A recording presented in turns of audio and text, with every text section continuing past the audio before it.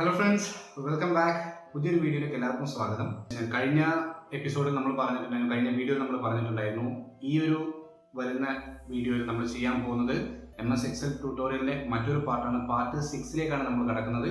ഇതിൽ ഇഫ് എന്ന് പറയുന്ന ഫോർമുല ഒരുപാട് യൂസ്ഫുൾ ആയിട്ടുള്ള, പറയുമ്പോൾ വളരെ ചെറിയൊരു ഫോർമുലയാണെങ്കിലും ചെയ്യുന്ന സമയത്ത് ഒരുപാട് കൺഫ്യൂഷൻസും അതുപോലെ ചെയ്യാൻ കുറച്ച് ബുദ്ധിമുട്ടും പല ആളുകൾക്കും ഫീൽ ചെയ്യാനുള്ള ഒരു ഫോർമുലയാണ് ഇഫ് എന്ന് പറയുന്ന ഫോർമുല. ഈ ഇഫ് എന്ന് പറയുന്ന ഫോർമുല നമുക്ക് എങ്ങനെയൊക്കെയാണ് ഉപയോഗിക്കാൻ പറ്റുന്നത്, അതുപോലെ ഉപയോഗിക്കേണ്ട സാഹചര്യങ്ങൾ എങ്ങനെയൊക്കെയാണ്, അത് ഉപയോഗിച്ച് കഴിഞ്ഞ് കഴിഞ്ഞാൽ കിട്ടുന്ന റിസൾട്ട് എന്താണ്, ഇത്രയും കാര്യങ്ങളാണ് നമ്മൾ ഈ സെഷനിൽ ഡിസ്കസ് ചെയ്യാൻ പോകുന്നത്. സോ ആദ്യം തന്നെ പറഞ്ഞേക്കാം, നിങ്ങൾക്ക് തീർച്ചയായും ഈ വീഡിയോ ഇഷ്ടപ്പെട്ട് കഴിഞ്ഞ് കഴിഞ്ഞാൽ തീർച്ചയായും ലൈക്ക് ചെയ്യാൻ മറക്കരുത്. ഒരുപാട് ആളുകൾ നമ്മൾ വീഡിയോ കാണുന്നുണ്ട്, പക്ഷെ നമ്മുടെ ലൈക്കിന്റെ കൗണ്ട് കുറച്ച് കുറവാണ്. അതുപോലെ തന്നെ മറ്റൊരു കാര്യം കൂടി ഫസ്റ്റ് തന്നെ ഓർമ്മിപ്പിക്കുകയാണ്, സബ്സ്ക്രൈബ് ചെയ്യാത്തവർ, അതായത് നമ്മുടെ ചാനൽ സബ്സ്ക്രൈബ് ചെയ്യാത്തവർ ഈ വീഡിയോ കാണുന്നുണ്ടെങ്കിൽ ആദ്യം തന്നെ ചാനൽ സബ്സ്ക്രൈബ് ചെയ്തിരിക്കുക. കാരണം പിന്നെ അതിനെക്കുറിച്ച് ആലോചിക്കേണ്ട ആവശ്യമില്ലല്ലോ. അപ്പോൾ ആദ്യം ഒന്ന് സബ്സ്ക്രൈബ് ചെയ്തിട്ട് തൊട്ടടുത്തുള്ള ബെല്ലൈക്കൺ കൂടി എനേബിൾ ചെയ്ത് കഴിഞ്ഞാൽ പിന്നെ സെറ്റാണ്. ഇതിനുശേഷം ഞങ്ങൾ അപ്ലോഡ് ചെയ്യുന്ന എല്ലാ വീഡിയോസിനും നോട്ടിഫിക്കേഷൻ നിങ്ങൾക്ക് ലഭിക്കുന്നതാണ്. ഒന്നും മിസ് ചെയ്യാതെ കാണാനും സാധിക്കുന്നതാണ്. ഒരു കാര്യം കൂടി ഞാൻ പറയാം, നമ്മൾ ഒരുപാട് പേരുടെ ഇൻട്രസ്റ്റ് പ്രകാരം ഓൾറെഡി ചെയ്തുകൊണ്ടിരിക്കുന്നതായിരുന്നു MS Excelന്റെ ട്യൂട്ടോറിയൽ ഡയറക്റ്റ് ആയിട്ട് ക്ലാസ് ആയിട്ട് നമ്മൾ ചെയ്യുന്നുണ്ട്. അതായത് 1-on-1 ആയിട്ടും അതുപോലെ ഗ്രൂപ്പ് സെഷൻസും നമ്മൾ ഹാൻഡിൽ ചെയ്യുന്നുണ്ട്. ഞങ്ങളുടെ ഭാഗത്തും ചെയ്യുന്നുണ്ട്, welmotechന്റെ ഭാഗത്തും ചെയ്യുന്നുണ്ട്. സോ ആർക്കെങ്കിലും താല്പര്യമുണ്ട്, അത് ജോയിൻ ചെയ്യാൻ അല്ലെങ്കിൽ പഠിക്കാൻ ആഗ്രഹം ഉള്ളവർ ഉണ്ട് എങ്കിൽ നമുക്ക് 1-on-1 ക്ലാസ്സുകൾ, ഓൺലൈൻ ക്ലാസ്സുകൾ അവൈലബിൾ ആണ്. അതുപോലെ ഗ്രൂപ്പ് ക്ലാസ്സുകളും അവൈലബിൾ ആണ്. 1-on-1 ആണെങ്കിൽ സെപ്പറേറ്റ് പാക്കേജും, ഗ്രൂപ്പ് സെഷൻ ആണെങ്കിൽ സെപ്പറേറ്റ് പാക്കേജുമാണ്. വലിയ പാക്കേജും കാര്യങ്ങളൊന്നും അഫോർഡബിൾ പ്രൈസ് ആയിരിക്കും. എല്ലാവർക്കും നല്ല രീതിയിൽ നോളജ് ഷെയർ ചെയ്യുക എന്നുള്ള ഒരു ഉദ്ദേശത്തോടു കൂടിയാണ് ഓൾറെഡി നമ്മൾ ചെയ്തുകൊണ്ടിരിക്കുന്നത്. നമുക്ക് ഓൾറെഡി ചെയ്ത കുറച്ച് സ്റ്റുഡൻസ് ഉണ്ട്, നല്ല രീതിയിൽ പഠിച്ചുകൊണ്ടിരിക്കുന്നു എല്ലാവരും. സോ നിങ്ങൾക്ക് ആർക്കെങ്കിലും താല്പര്യം ഉണ്ടെങ്കിൽ ദയവായി ഞങ്ങൾ ഡിസ്ക്രിപ്ഷൻ ചെക്ക് ചെയ്ത് കഴിഞ്ഞാൽ ഞങ്ങളുടെ മെയിൽ ID ലഭിക്കും നിങ്ങൾക്ക്. അതിൽ നിന്ന് ഒരു റിക്വസ്റ്റ് ഇമെയിൽ അയക്കുക, ശേഷം ഞങ്ങൾ നിങ്ങളെ കോൺടാക്ട് ചെയ്യുന്നതാണ്. ഓക്കെ, അപ്പോൾ അധികം പറഞ്ഞ് നീട്ടുന്നില്ല, നമുക്ക് വീഡിയോയിലേക്ക് പോകാം.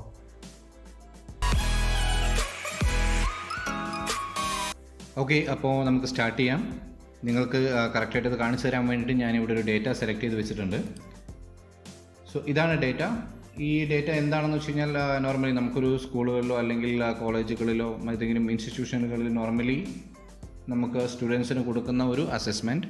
ആ അസസ്മെൻറ്റിൻ്റെ ഒരു സ്കോർ ഡേറ്റ ആണ് ഞാനിവിടെ എടുത്തിട്ടുള്ള. ഓരോ സ്റ്റുഡൻസിൻ്റെ നെയിമുണ്ട്. നമുക്കിവിടെ ഏകദേശം ഒരു അത്യാവശ്യം വലിയൊരു ഡേറ്റ, ഒരു 57 സ്റ്റുഡൻസിൻ്റെ റിസൾട്ടാണ് ഞാനിവിടെ എടുത്തു വെച്ചിട്ടുള്ളത് സാമ്പിൾ ഡേറ്റ ആയിട്ട് നിങ്ങൾ കാണിച്ചു തരാൻ വേണ്ടിയിട്ട്. സോ ഇവിടെ നമുക്ക് ഇഫ് എന്ന് പറഞ്ഞ ഫോർമുലയുടെ ഉപയോഗം എന്താണെന്ന് വെച്ച് കഴിഞ്ഞാൽ, നമുക്കറിയാം ഒരു സ്റ്റുഡൻറ്റിൻ്റെ റിസൾട്ട്, അതായത് മാക്സിമം സ്കോർ എന്ന് പറയുന്നത് 100 ആണ്. 100ൽ ആ സ്റ്റുഡൻറ്റ് എത്രയാണ് സ്കോർ ചെയ്തിട്ടുള്ളത് അത് വെച്ചിട്ടാണ് നമുക്ക് ഓരോ സ്റ്റുഡൻറ്റും പാസ്സാണോ ഫെയിലാണോ എന്ന് കാണിക്കാറുള്ളത്. ഇവിടെ നമ്മൾ പാസിംഗ് മാർക്ക് കൊടുത്തിട്ടുണ്ട്, 85 ആണ് പാസിംഗ് മാർക്ക്, 85 വേണം. സോ ഓരോ സ്റ്റുഡൻറ്റും പാസ്സാണോ ഫെയിലാണോ എന്ന് നമുക്ക് അറിയാൻ വേണ്ടിയിട്ട് നമുക്ക് ഈ ഡേറ്റ ചെക്ക് ചെയ്യാവുന്നതാണ്. ഇവിടെ നമുക്ക് മാനുവലായിട്ട് ചെയ്യാൻ സാധിക്കും, പക്ഷേ കുറഞ്ഞ സ്റ്റുഡൻസ് ആണ്, 2-3 പേരൊക്കെയാണ് ഉള്ളതെങ്കിൽ നമുക്ക് മാനുവലായിട്ട് നോക്കാം. ഈ ഒരു സ്റ്റുഡൻറ്റ് 83% ആണ്, അപ്പോൾ പാസ്സല്ല ഫെയിലാണ്. അടുത്ത സ്റ്റുഡൻറ്റ് 94% ആണ്, അപ്പോൾ പാസ്സാണ്, നമുക്ക് മനസ്സിലാവും. പക്ഷേ ഇതുപോലൊരു വലിയ ഡേറ്റയാണ്, അല്ലെങ്കിൽ ഇതിൽ കൂടുതൽ എൻട്രീസ് ഉള്ള ഡേറ്റ ആണെങ്കിൽ നമുക്ക് മാനുവലായിട്ട് കൗണ്ട് ചെയ്യുന്നത് കുറച്ച് ഡിഫിക്കൽട്ട് ആയിരിക്കും. അങ്ങനെയുള്ള സിറ്റുവേഷനിൽ നമുക്ക് ഇഫ് എന്ന് പറഞ്ഞ ഫോർമുല യൂസ് ചെയ്ത് ഈസി ആയിട്ട് പെട്ടെന്ന് പാസ്സാണോ ഫെയിലാണോ എന്നുള്ള കാര്യങ്ങൾ ചെക്ക് ചെയ്യാൻ സാധിക്കും. അത് എങ്ങനെയാണ് ചെയ്യുന്നതെന്നാണ് നമ്മളിപ്പോൾ നോക്കാൻ പോകുന്നത്.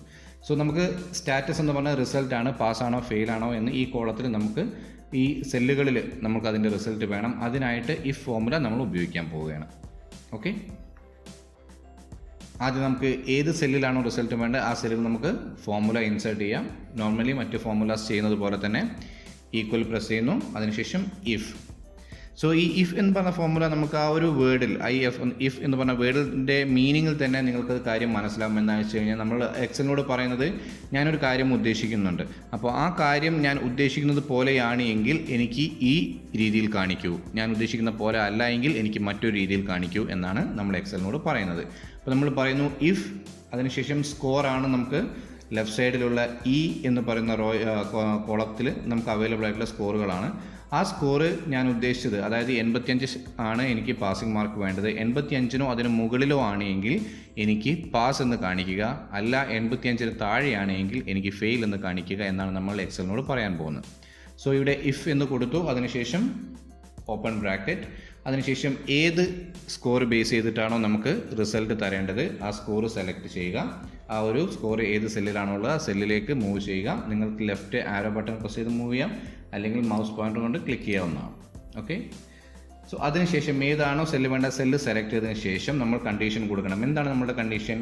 ഗ്രേറ്റർ ദാൻ, ഞാനിവിടെ ടൈപ്പ് ചെയ്യുന്നുണ്ട്, നിങ്ങൾക്ക് ഇവിടെ കാണാൻ സാധിക്കുന്നതാണ്. So greater than or equal 85, അതായത് 85 അല്ലെങ്കിൽ അതിന് മുകളിലോ ആണ് ആ ഒരു സെല്ലിലുള്ള വാല്യൂ എങ്കിൽ, അതിനുശേഷം ഒരു കോമ, എങ്കിൽ എന്താണ് എനിക്ക് കാണിക്കേണ്ടത്? എനിക്ക് വേണ്ടത് പാസ് എന്നാണ്. അപ്പോൾ ആ ഒരു പാസ് എന്ന് പറയുന്ന ഒരു കമൻറ്റ് നമ്മൾ കൊടുക്കുമ്പോൾ അത് ഇൻവെർട്ടർ കോമയിലാണ് കൊടുക്കേണ്ടത്. സോ ഇൻവെർട്ടർ കോമ ഓപ്പൺ ചെയ്തതിന് ശേഷം പാസ് എന്ന് ടൈപ്പ് ചെയ്യുന്നു. വീണ്ടും ഇൻവെർട്ടർ കോമ കൊടുത്തതിന് ശേഷം നമ്മൾ 85 അല്ലെങ്കിൽ അതിന് മുകളിലോ ആണെങ്കിൽ എങ്ങനെയാണ് വരേണ്ടത് നമ്മൾ കാണിച്ചു. നെക്സ്റ്റ്, ഇൻ കേസ് 85 താഴെയാണെങ്കിൽ എന്താണ് കാണിക്കേണ്ടത് എന്നാണ് നെക്സ്റ്റ് കൊടുക്കേണ്ടത്. അതിനൊരു കോമ കൊടുത്തതിന് ശേഷം വീണ്ടും ഇൻവെർട്ടർ കോമ കൊടുക്കുക. അതിനുശേഷം ഫെയിൽ എന്ന് ടൈപ്പ് ചെയ്യുക.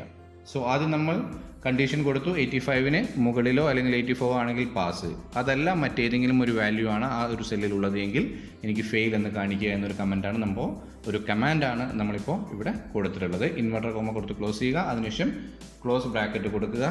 എൻ്റർ ചെയ്ത് കഴിയുമ്പോൾ നമുക്കിവിടെ റിസൾട്ട് വരും. സോ എൻ്റർ ചെയ്ത് നോക്കാം. സോ കാണുക, നിങ്ങൾക്ക് ഇപ്പോൾ എൻ്റർ ചെയ്ത് കഴിഞ്ഞപ്പോൾ ഫെയിൽ എന്ന് വന്നു. അതായത് ഈ ഒരു സ്റ്റുഡൻറ്റ് 83 ആണ് സ്കോർ ചെയ്തിരിക്കുന്നത്, ഫെയിലാണ്. സോ ഈ ഒരു സെയിം സംഭവം നമ്മൾക്ക് മറ്റ് സ്റ്റുഡൻസിന് ലഭിക്കാൻ, റിസൾട്ട് മറ്റ് സ്റ്റുഡൻസിന് ലഭിക്കാൻ വേണ്ടിയിട്ട് ഈ ഫോർമുല ഇവിടെ നിന്ന് കോപ്പി ചെയ്തിട്ട്, നമ്മൾ ഓൾറെഡി എൻ്റർ ചെയ്ത ഫോർമുല കോപ്പി ചെയ്ത് മറ്റ് സെല്ലുകളിലേക്ക് താഴേക്ക് പേസ്റ്റ് ചെയ്യാൻ സാധിക്കുന്നതാണ്. താഴേക്കുള്ള എല്ലാ സെല്ലുകളും സെലക്ട് ചെയ്യാണ്. നമ്മുടെ മുഴുവൻ സ്റ്റുഡൻസിൻ്റെയും റിസൾട്ടിനുള്ള സെല്ല് സെലക്ട് ചെയ്തതിന് ശേഷം ഞാൻ Ctrl+C പ്രസ് ചെയ്തിട്ടാണ് കോപ്പി ചെയ്തത്. ഇപ്പോൾ Ctrl+V പ്രസ് ചെയ്ത് പേസ്റ്റ് ചെയ്യുന്നു. പേസ്റ്റ് ചെയ്തതിന് ശേഷം നിങ്ങൾക്ക് കാണാൻ സാധിക്കും ഓരോ സ്റ്റുഡൻറ്റും പാസ്സാണോ ഫെയിലാണോ എന്നുള്ള സ്റ്റാറ്റസ് നമുക്കിവിടെ ലഭിച്ചിട്ടുണ്ട്. ഈ സ്റ്റുഡൻറ്റ് 94 ആണ് സ്കോർ ചെയ്തിട്ടുള്ളത്, അതുകൊണ്ട് പാസ്സാണ്. ഈ സ്റ്റുഡൻറ്റ് 91 ആണ് സ്കോർ ചെയ്തിട്ടുള്ളത്, പാസ്സാണ്. അടുത്ത സ്റ്റുഡൻറ്റ് 68 ആണ് സ്കോർ ചെയ്തിട്ടുള്ളത്, സോ ഫെയിലാണ്. കാരണം പാസിംഗ് മാർക്ക് 85 ആണ്. ഓക്കെ, ഇപ്പോൾ എങ്ങനെയാണ് നമ്മളതിന് റിസൾട്ട് എടുത്തതെന്ന് എല്ലാവർക്കും വ്യക്തമായിട്ടുണ്ടാവും. പക്ഷേ ഒന്നും കൂടി നിങ്ങൾക്ക് ഈസി ആയിട്ട് മനസ്സിലാവാൻ വേണ്ടി സെയിം കാര്യം നമ്മൾ ഒന്നുകൂടി റിപ്പീറ്റ് ചെയ്യുകയാണ്. ഓൾറെഡി നമ്മളെടുത്ത റിസൾട്ട് അവിടെ തന്നെ നിൽക്കട്ടെ. ഈ ഒരു കോളത്തിൽ മുഴുവനായിട്ട് നമ്മളെടുത്ത റിസൾട്ട് ഉണ്ട്, അത് അവിടെ തന്നെ നിൽക്കട്ടെ. നമുക്ക് തൊട്ടടുത്ത കോളത്തിൽ നമുക്ക് ഒന്നുകൂടെ ഈ സെയിം റിസൾട്ട് എടുത്ത് നോക്കാം. അപ്പോൾ നിങ്ങൾക്ക് ഈസി ആയിട്ട് മനസ്സിലാവും. സോ നമ്മളെന്താ ചെയ്യേണ്ടത്? ഫസ്റ്റ് നമുക്ക് റിസൾട്ട് വേണ്ട സെല്ല് സെലക്ട് ചെയ്തതിന് ശേഷം ആ സെല്ലിൽ ഫോർമുല ഇൻസേർട്ട് ചെയ്യുന്നു. ഈക്വൽ ടു ഇഫ്, അതിനുശേഷം ഓപ്പൺ ബ്രാക്കറ്റ്, ഏത് വാല്യൂ ബേസ് ചെയ്തിട്ടാണ് നമുക്ക് റിസൾട്ട് വേണ്ടത്? സ്കോറാണ് നമ്മുടെ വാല്യൂ.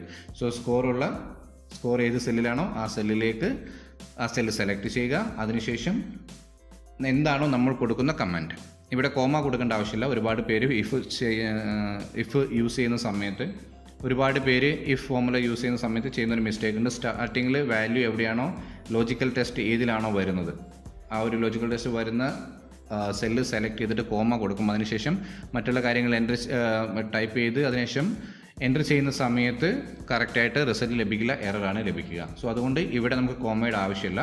സോ സെല്ല് എവിടെയാണോ നമുക്ക് ലോജിക്കൽ ടെസ്റ്റ് ഉള്ളത്, അതായത് എവിടെയാണോ വാല്യൂ ഉള്ളത്, ആ വാല്യൂ നമ്മൾ സെലക്ട് ചെയ്തതിന് ശേഷം greater than or equal to 85. നമ്മൾ ടാർഗറ്റ് 85 ആണ്. അപ്പോൾ 85 ഈക്വലോ അല്ലെങ്കിൽ അതിന് മുകളിലോ ആണെങ്കിൽ എന്താണ് കൊടുക്കേണ്ടത്?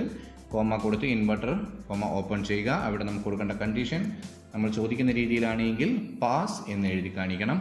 അല്ല എങ്കിൽ, അതല്ലാതെ ഞാൻ ചോദിക്കുന്ന രീതിയിലല്ലാതെ മറ്റൊരു റിസൾട്ടാണ് ആ ഒരു സെല്ലിലുള്ളത് എങ്കിൽ കോമ കൊടുത്തിട്ട് ഇൻവെർട്ടർ കോമ ഓപ്പൺ ചെയ്തിട്ട് പറയുക. അല്ല എങ്കിൽ ഫെയിൽ എന്ന് എനിക്ക് കാണിക്കണം. ഇൻവെർട്ടർ കോമ വീണ്ടും കൊടുക്കുന്നു. അതിനുശേഷം ക്ലോസ് ബ്രാക്കറ്റ് കൊടുത്ത് ക്ലോസ് ചെയ്യുന്നു.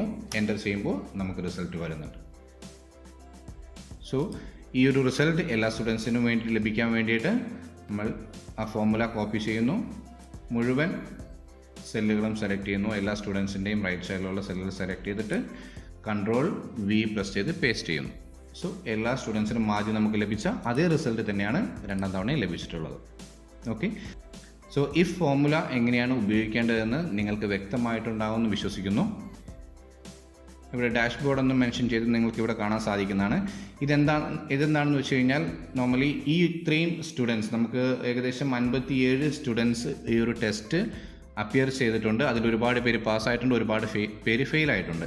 ഇൻ കേസ് നമുക്ക് എത്ര പേര് അപ്പിയർ ചെയ്തു, അതിൽ എത്ര പേര് പാസ്സായി, അതുപോലെ എത്ര പേര് ഫെയിലായി, അതിനുശേഷം പാസിംഗ് പെർസെൻറ്റേജ് എത്രയാണ് എന്ന് നമ്മൾക്ക് എടുക്കണമെങ്കിൽ, ഒരു അസസ്മെൻറ്റ് ഡീറ്റെയിൽസോ അല്ലെങ്കിൽ ഒരു സ്കൂളിൻ്റെ പാസിംഗ് പെർസെൻറ്റേജ് നമുക്ക് എടുക്കണമെങ്കിൽ, അതിനൊരു ഡാഷ്ബോർഡായിട്ട് അതിൻ്റെ റിസൾട്ട് കാണിക്കണമെങ്കിൽ ഈ ഒരു ഫോർമാറ്റ് ഉപയോഗിക്കാവുന്നതാണ്. അതിൽ എങ്ങനെയാണ് നമുക്ക് ആ റിസൾട്ട് എടുക്കാൻ സാധിക്കുക? കാരണം നമുക്ക് മാനുവലായിട്ട് എത്ര പേര് പാസ്സായി എത്ര പേര് ഫെയിലായി എന്ന് കൗണ്ട് ചെയ്യുന്നത് എപ്പോഴും ഡിഫിക്കൽട്ടായിരിക്കും. അത് എങ്ങനെയാണ് യൂസ് ചെയ്യാൻ പോകുന്നത്, അല്ലെങ്കിൽ ആ ഒരു ഡാഷ്ബോർഡ് എങ്ങനെ ക്രിയേറ്റ് ചെയ്യാൻ സാധിക്കുമെന്നാണ് നമ്മൾ നോക്കേണ്ടത് നെക്സ്റ്റ്. അത് നമുക്ക് അടുത്ത വീഡിയോയിൽ ഡിസ്കസ് ചെയ്യാം. ഇതിൽ നമ്മൾ ചെയ്യുന്നത് ഇഫ് ഫോർമുല തന്നെയാണ് ഉപയോഗിക്കുന്നത്. ബട്ട് ഇഫിൻ്റെ കൂടെ മറ്റൊരു ഫോർമുല കൂടെ ക്ലബ് ചെയ്തിട്ടാണ് നമ്മൾ ഉപയോഗിക്കുന്നത്. അതായത് കൗണ്ട് എന്ന് പറഞ്ഞ ഫോർമുലയും അതുപോലെ ഇഫ് എന്ന് പറഞ്ഞ ഫോർമുലയും ഒരുമിച്ച് കൗണ്ട് ഇഫ് എന്ന് പറഞ്ഞ ഒരു രീതിയിലാണ് നമ്മൾ എക്സലിനോട് പറയുന്നത്. കൗണ്ട് ചെയ്യുക ബട്ട് ഇങ്ങനെയാണ് എങ്കിൽ മാത്രം എന്ന് പറഞ്ഞാണ് നമ്മൾ ഉപയോഗിക്കാൻ പോകുന്നത്. അതെങ്ങനെയാണ് ഉപയോഗിക്കുന്നതെന്ന് നമുക്ക് നെക്സ്റ്റ് വീഡിയോയിൽ ഡിസ്കസ് ചെയ്യാം. ഓക്കെ, അപ്പോൾ ഇന്ന് നമ്മൾ ഡിസ്കസ് ചെയ്ത കാര്യങ്ങൾ കറക്റ്റായിട്ട് നിങ്ങൾക്ക് ഇഷ്ടപ്പെട്ടിട്ടുണ്ടാവും, മനസ്സിലായിട്ടുണ്ടാവും എന്ന് വിശ്വസിക്കുന്നു. എല്ലാ വീഡിയോസും നമ്മൾ പറയുന്ന കാര്യം തന്നെയാണ്. നിങ്ങൾക്ക് മനസ്സിലായി എന്നുള്ള വിശ്വാസത്തോടു കൂടിയാണ് ഓരോ വീഡിയോ നമ്മൾ ക്ലോസ് ചെയ്യുന്നത്. അതിനുശേഷം നിങ്ങളുടെ ഫീഡ്ബാക്ക് കാര്യങ്ങൾ, ഡൗട്ട് കാര്യങ്ങളൊക്കെ കമൻറ്റ് ബോക്സിൽ നിങ്ങൾ ഷെയർ ചെയ്യാറാണ് പതിവ്. ഞാൻ പറ്റുന്ന രീതിയിൽ ഞാൻ അത് നിങ്ങൾക്ക് റീപ്ലൈ തരാൻ ശ്രമിക്കാറുണ്ട്. സോ അതുപോലെ ഈ ഒരു വീഡിയോയിൽ നിങ്ങൾക്ക് എന്തെങ്കിലും മനസ്സിലാവാത്തതായിട്ടോ അല്ലെങ്കിൽ എന്തെങ്കിലും കൺഫ്യൂഷൻസോ ഉണ്ടെങ്കിൽ കമൻറ്റ് ബോക്സിൽ വരിക. നിങ്ങളുടെ പ്രോബ്ലം എന്താണോ അല്ലെങ്കിൽ നിങ്ങൾ ഫേസ് ചെയ്യുന്ന ചാലഞ്ച് എന്താണോ ഷെയർ ചെയ്യുക. തീർച്ചയായും നിങ്ങൾക്ക് അതിൻ്റെ ഒരു സൊല്യൂഷൻ എൻ്റെ ഭാഗത്ത് നിന്ന് ഞാൻ ഷെയർ ചെയ്യുന്നതാണ്. അതുപോലെ ഇന്ന് വീഡിയോ ലാസ്റ്റ് ഞാൻ പറഞ്ഞതുപോലെ നെക്സ്റ്റ് വീഡിയോയിൽ നമ്മൾ ഡിസ്കസ് ചെയ്യുന്ന ഈ ഇഫ് ഫോർമുല തന്നെ മറ്റൊരു ഫോർമുല, അതായത് കൗണ്ട് എന്ന് പറയുന്ന ഫോർമുലയുടെ കൂടെ ചേർത്ത് കൗണ്ട് ഇഫ് എന്ന് പറയുന്നത് എങ്ങനെയാണ് ഉപയോഗിക്കുക. അതായത് നമ്മൾ ഇന്നെടുത്ത റിസൾട്ടിൻ്റെ ഒരു ഡാഷ്ബോർഡ് നമ്മൾ തയ്യാറാക്കുകയാണെങ്കിൽ കൗണ്ട് ചേർത്തിട്ട് എങ്ങനെയാണ് ഇഫിന് കണ്ടീഷൻസ് കൊടുക്കുക, കൗണ്ട് ഇഫ് എന്ന് പറയുന്ന ഫോർമുല എങ്ങനെയാണ് ഉപയോഗിക്കുക എന്നുള്ള കാര്യമാണ് നെക്സ്റ്റ് വീഡിയോ നമ്മൾ ഡിസ്കസ് ചെയ്യുന്നത്. അപ്പം മിസ് ചെയ്യരുത്, നെക്സ്റ്റ് വീഡിയോ ഉടൻ തന്നെ അപ്ലോഡ് ചെയ്യുന്നതാണ്. അപ്പോൾ ആ ഒരു വീഡിയോ നിങ്ങൾ കറക്റ്റായിട്ട് കാണുക. അപ്പോൾ നിങ്ങൾക്ക് ആ ഒരു കാര്യം കൂടെ കറക്റ്റായിട്ട് പഠിക്കാൻ സാധിക്കും. ലേണിംഗ് ഈസ് ഫൺ ഓൾവേസ് എന്ന് നമ്മൾ പറയുന്നതാണ്. ഓക്കെ, അപ്പോൾ വലിച്ചു നിൽക്കുന്നില്ല. സബ്സ്ക്രൈബ് ചെയ്യാത്ത ആരെങ്കിലും ഉണ്ടെങ്കിൽ ഇപ്പോഴെങ്കിലും പോയി സബ്സ്ക്രൈബ് ചെയ്യുക. ഈ വീഡിയോ യൂസ്ഫുൾ ആണെന്ന് നിങ്ങൾ തോന്നുന്നുണ്ടെങ്കിൽ ഷെയർ ചെയ്ത് എല്ലാവരിലേക്കും എത്തിക്കുക. അതുപോലെ ഇഷ്ടപ്പെട്ടിട്ടുണ്ടെങ്കിൽ ലൈക്ക് ചെയ്യുക, കമൻറ്റ് ചെയ്യുക. ഓക്കെ, അപ്പോൾ യൂസ്ഫുൾ ആയിട്ടുള്ള മറ്റൊരു വീഡിയോയുമായിട്ട് എത്രയും പെട്ടെന്ന് നിങ്ങളുടെ മുമ്പിലേക്ക് വരുന്നതാണ്. അതുവരെ this is Ashraf Muzammil signing out from welmotech. See you again soon.